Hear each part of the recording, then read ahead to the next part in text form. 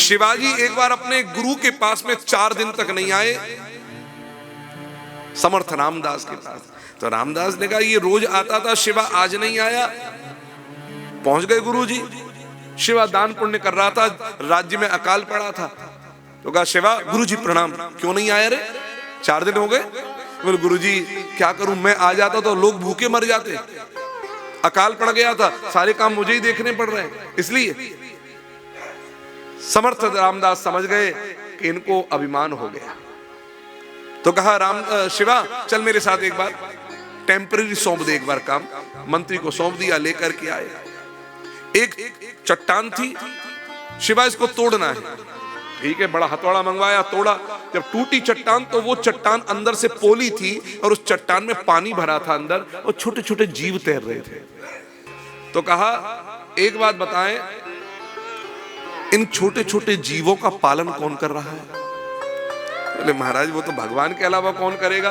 बोले जब इस चट्टान के बीच में बहने वाले पानी में भी रहने वाले, पानी में भी जो छोटे छोटे जीव हैं, इनका पालन भगवान कर सकता है, तो क्या सारे संसार में जो सब जीव दिखाई दे रहे हैं उनका पालन करने वाला भगवान नहीं है? तू ही करेगा पालन।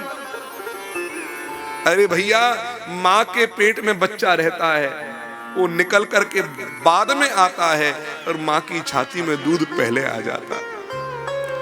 जो परमात्मा जानता है कि ये बच्चा पैदा होगा, इसके दांत नहीं होंगे, तो इसको लिक्विड चाहिए, तो माँ की छाती में दूध कर देता है। तो बिना दांत वाले जीव के लिए उसके जन्म लेने से पहले ही जो दूध की व्यवस्था कर सकता है, वो दांत आने पर क्या अन्न की व्यवस्था नहीं करेगा? दृढ़ विश्वास तो हो।